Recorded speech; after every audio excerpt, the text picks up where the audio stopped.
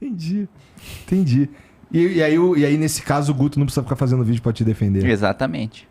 Como é, Guto, ter que ser o guardião do Kim, cara? Pera aí, só uma coisa. Esse negócio que me serviram aqui tem álcool?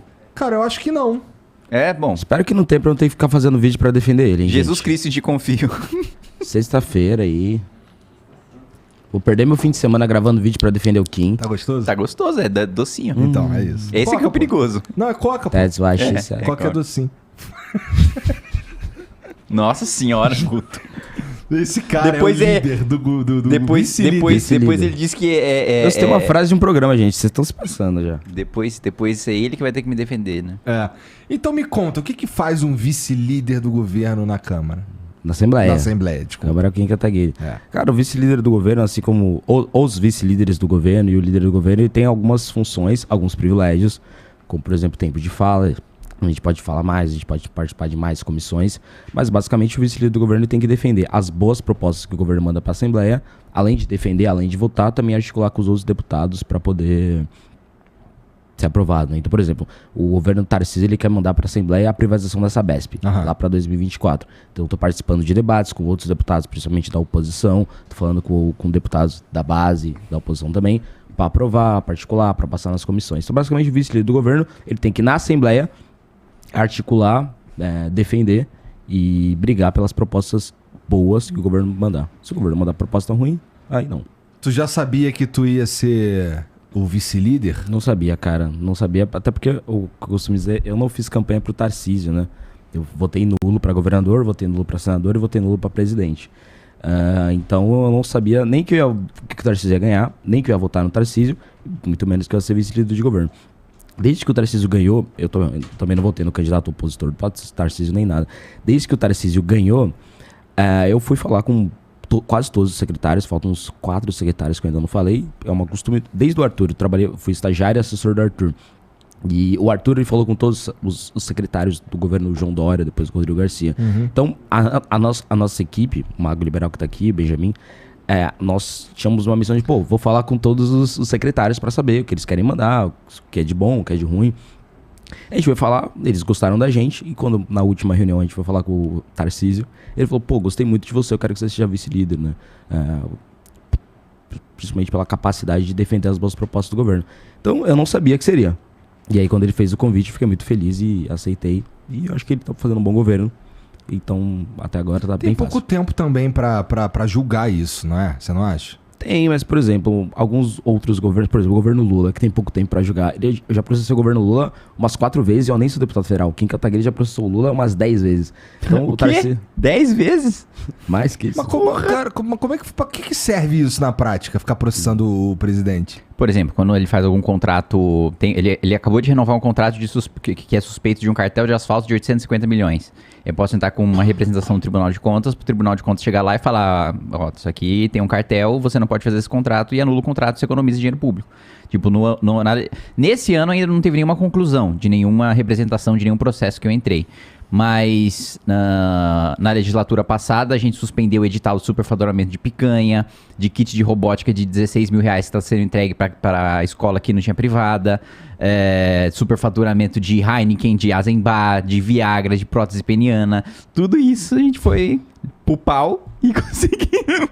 Entendi. E aí o que acontece Mas assim, essas paradas você processa diretamente o presidente? É assim que funciona? Então, depende do caso. Tem coisas que é ato direto do presidente. Então, por exemplo, agora ele soltou o decreto para mudar critérios do marco do saneamento básico, né? Aí você entra, por exemplo, eu entrei com um projeto de decreto legislativo para suspender o decreto dele, para ele não gerar efeitos, porque, na minha interpretação, ele é ilegal, porque... Vamos explicar rapidinho, assim, como é que funciona a hierarquia de leis, né? Basicamente, você tem uma lei ordinária, a lei complementar, que foi aprovada pelo Congresso Nacional, e aí o Executivo solta um decreto para entrar no detalhe, né? Fala, olha, essa lei vai ser aplicada desse jeito. Só que, quando o presidente, ele extrapola o seu poder de regulamentar, quando ele atropela a lei, porque ele não pode colocar no decreto uma coisa que vai contra o que a lei estabeleceu. Ele tem que entrar no detalhe daquilo que a lei estabeleceu e dizer como que aquilo vai ser aplicado na prática. Aí o Congresso Nacional tem um remédio, que a gente chama, que é o projeto de decreto legislativo, que é para você basicamente, né, suspender, anular o decreto do presidente. Que nesse caso é o que a gente tem chamado de bancada da merda. Porque a gente aprovou o marco de saneamento básico que tem 110 milhões de pessoas que não têm esgoto tratado ou água tratada. E aí, o que é basicamente o marco de saneamento? É o seguinte, hoje tem várias empresas estatais que fazem saneamento, né? E não funciona. Né? Tanto que metade da população não tem saneamento básico. E aí, o que a gente determinou no marco de saneamento? É o seguinte, a gente tem essa meta de universalização para todo mundo ter saneamento e nesse preço, né? Nessa qualidade. Se a empresa estatal não for capaz de mostrar um plano de trabalho, não for capaz de mostrar capacidade financeira para cumprir esse plano, a gente vai abrir concorrência para iniciativa privada, para alguma empresa privada fazer esse serviço. Uma coisa muito razoável. Não é nem ultraliberal, tipo, privatizar tudo, nem estatizante. É tipo, se é estatal e tá funcionando, beleza, continua aí e cumpra suas metas. Se é estatal e não tá funcionando, vamos abrir para concorrência. E aí, o que aconteceu? Foi feito um levantamento que mostrou que 80% das empresas não tinham capacidade financeira para cumprir as metas. Por isso, na maior parte dos casos, ia abrir para concorrência privada. Só que os governadores querem manter as indicações políticas para as empresas estatais de saneamento. E aí o Lula, para atender essa galera, falou, não, vamos rever os critérios da lei de saneamento para que a gente mantenha essas empresas estatais. Ou seja, basicamente está literalmente deixando uma galera na merda para manter cargo político em empresa estatal. E aí eu entrei com o projeto de decreto legislativo contra isso. Entendi. Aí, Nesse caso, diretamente contra ele. No caso, é diretamente contra o decreto editado por ele. Tá, entendi. Agora, por exemplo, teve o Ministério da Verdade, que ele colocou lá na Advocacia Geral da União, que é a Procuradoria da Defesa da Democracia, que foi feita para combater a disseminação de notícias falsas sobre políticas públicas. Horrível esse nome, hein? Ministério da Verdade? Não, Ministério da Verdade fui eu que apelidei. Horrível. Eu sei que foi você que apelidou, mas é um nome, assim, sugestivo, né? Sim. Você, leitor de Harry Potter, o caralho, né? Opa. O quê? Leitor de Harry Potter? É, pô, porque Ministério da Verdade é um bagulho que tem no Harry Potter, pô. Que era horrível, tá ligado? Mas tudo bem, continua aí. Gente, vou ter que fazer vídeo defendendo Kim. Não é defendendo. Tô brincando. Não, porque, Igor, porque o Ministério da Verdade, na verdade, é um bagulho do livro 1984, do George Orwell. E do Harry Potter. Mas beleza. Aí o Ministério da Verdade. Aí o Lula mentiu, falando que teve um golpe no Brasil, que ele deixou a presidência sem ninguém passar fome. E aí eu representei ele no Ministério da Verdade e falei, vocês não querem proteger a verdade agora sobre políticas públicas e não sei o que lá? Então, isso é mentira. Então o processo é o Lula agora aí, ó, a AGU. Aí eles rebateram falando, não, isso é uma opinião, é pluralidade de ideias, não sei o que. Não é uma opinião. Ele não deixou o Brasil sem fome, ele deixou com mais de 11 milhões de pessoas passando fome. Não teve um golpe de Estado no Brasil. Tanto não teve um golpe de Estado no Brasil que agora os partidos que deram o golpe de Estado têm ministério no governo Lula. E ele chamou gente que votou o golpe de Estado pra fazer parte do governo.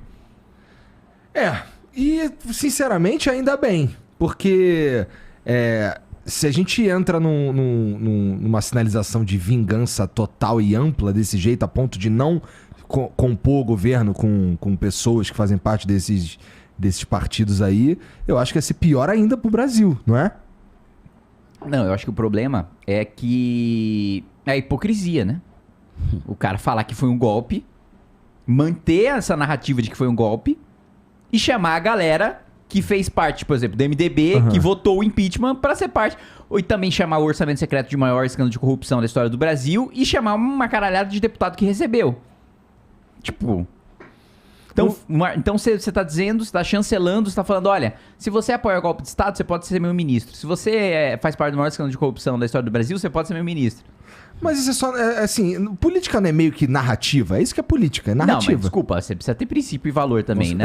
Até porque o golpe de Estado é uma coisa muito perigosa, né, gente? A gente não pode ficar... você não tá acusando o cara de qualquer coisa, né? Golpe verdade. De Estado, porra, nesse país já teve vários golpes de Estado, não pode ser, fulano deu um golpe de Estado, daqui a pouco ele tá no meu governo, não pode ser assim. Isso é muito grave. Uma coisa é você... Mas se você levar em consideração que a gente...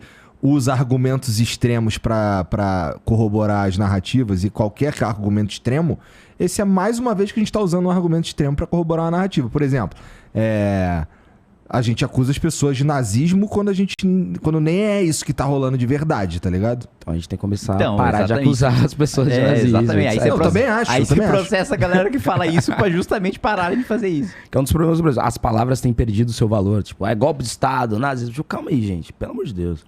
Tem que baixar E a eu bola. acho que isso é um problema de... Porque quando você banaliza, a palavra passa a significar nada. Exatamente.